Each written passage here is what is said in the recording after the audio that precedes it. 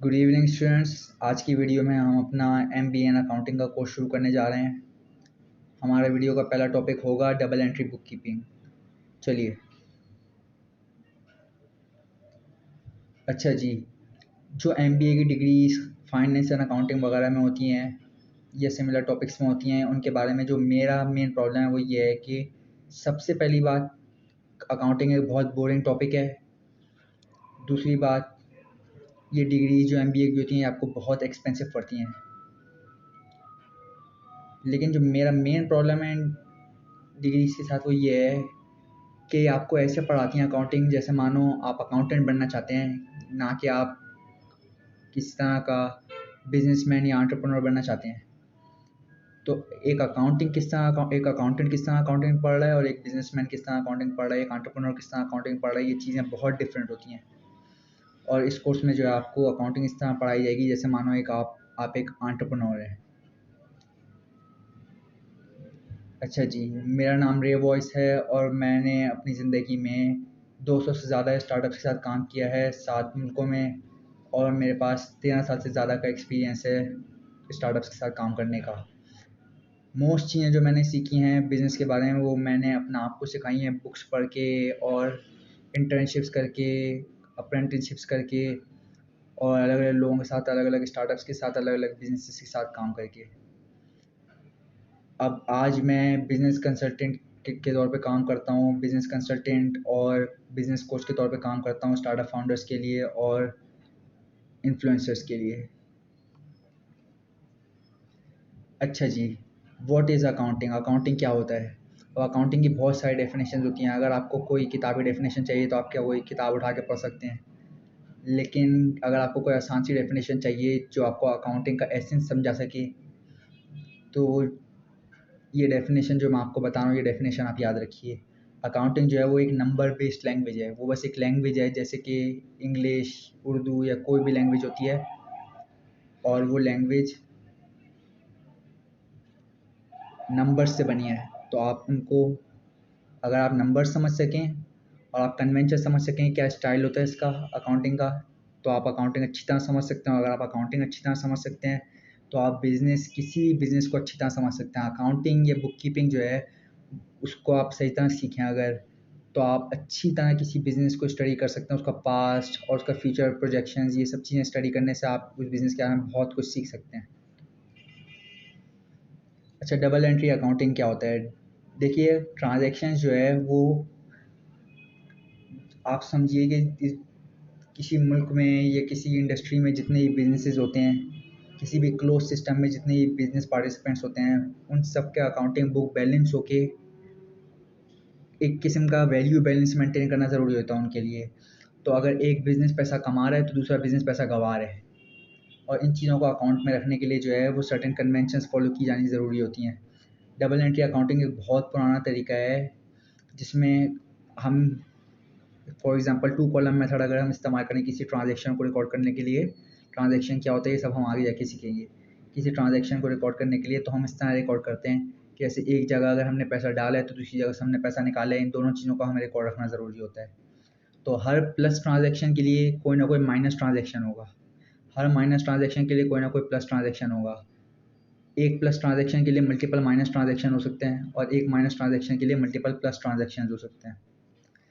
आप इसको जो है वो सीसॉ की तरह सोच सकते हैं। सीसॉ जो आपने बच्चों की राइड वगैरह देखी होगी पार्क में, कि एक तरफ जो है जितना सीसॉ ऊपर जाता है दूसरी तरफ से उतना ही नीचे आता है, इस तरह होता है ये। अच्छा, बहुत सारे किस्म के अकाउंट्स होते हैं और ये सब किस्म के अकाउंट्स जो है आपको बहुत अच्छे तरीके से सीखने ज़रूरी हैं। सबसे पहले हम बात करते हैं अकाउंट्स रिसीवेबल के बारे में। अकाउंट्स रिसीवेबल एक किस्म का अकाउंट होता है, एक किस्म का एसेट अकाउंट होता है जिसमें आप रिकॉर्ड रखते हैं हर पैसे का जो आपको सामने वाले से लेना है। आपको अपने क्लाइंट से, कस्टमर से जो पैसे लेने हैं उनको बोलते हैं अकाउंट्स रिसीवेबल। उनको उनका रिकॉर्ड रखते हैं अकाउंट्स रिसीवेबल के अकाउंट में। अकाउंट जो है आप उसको इस तरह भी इमेजिन कर सकते हैं जैसे मानो वो कोई बुक है या फिर कोई जर्नल है, और आप उसके अंदर जो है वो रसीदें रख सकते हैं, आप उसके अंदर इन्वॉइसेस रख सकते हैं, कोई भी डॉक्यूमेंट रख सकते हैं रिकॉर्ड रखने के लिए, कोई भी वैलिड डॉक्यूमेंट रख सकते हैं रिकॉर्ड रखने के लिए कि किसी ट्रांजैक्शन जो है, कोई ट्रांजैक्शन हुआ है इसे कहते हैं रिपोर्ट करना। जैसे क्या अगर किस तरह का ट्रांजैक्शन हुआ है, जैसे आपने जो है कस्टमर को कोई चीज़ बेची, अब कस्टमर को आपको उसके पैसे देने हैं बाद में, तो ये जो है अकाउंट्स रिसीवेबल में जाएगी चीज़।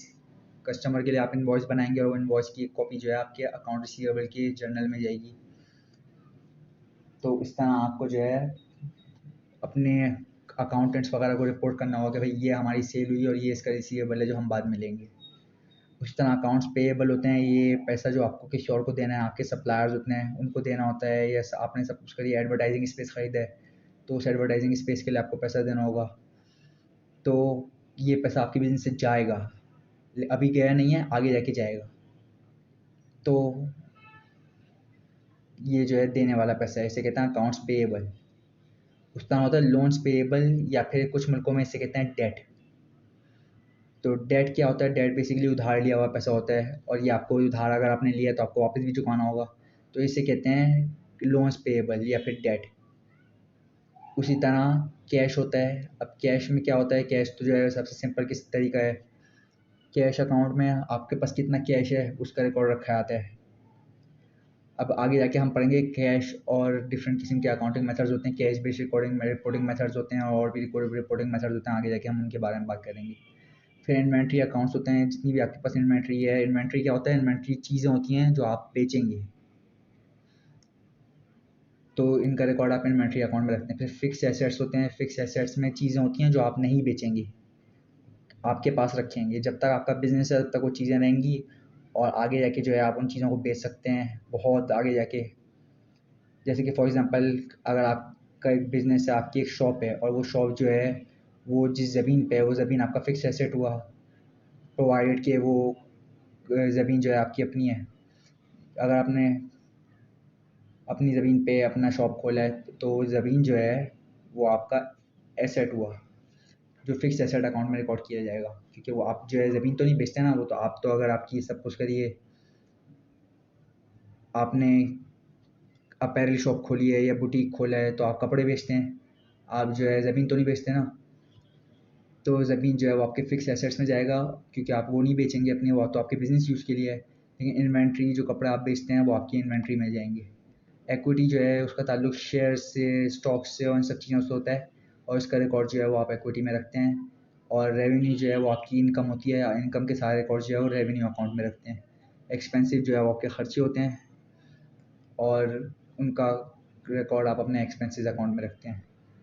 जितने भी अकाउंट्स हैं, इसके अलावा और भी अकाउंट्स होते हैं, जितने भी अकाउंट्स हैं इन सब अकाउंट्स के अंदर सारे रिकॉर्ड्स जो है वो प्रॉपर्ली ट्रैक होना ज़रूरी हैं, प्रूफ के साथ। फॉर एग्जांपल, अकाउंट्स रिसीवेबल जो है उसमें इनवॉइसेस की कॉपीज़ होना ज़रूरी हैं।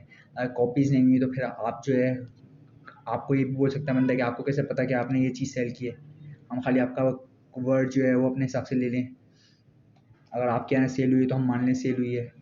तो इस तरह जो है जैसे जैसे बिज़नेस बड़ा होता जाएगा, ये चीज़ मैनेज करना ज़्यादा मुश्किल हो जाती है कि किसी एक इंसान का वर्ड जो है ले लिया जाए चीज़ों के लिए। तो इस वजह से सारे अकाउंट्स में प्रॉपर डॉक्यूमेंट्स होना ज़रूरी हैं, पता लगाने के लिए कि कोई ट्रांजैक्शन हुआ है या नहीं हुआ। चलिए जी, अब हम अपनी वीडियो ख़त्म करते हैं, और अगली वीडियो में हम बात करेंगे अलग अलग किस्म के अकाउंट्स और उनके अकाउंट कैटेगरीज़ के बारे में, और किस तरह हम ट्रांजेक्शन्स को रिकॉर्ड करते हैं। Thank you.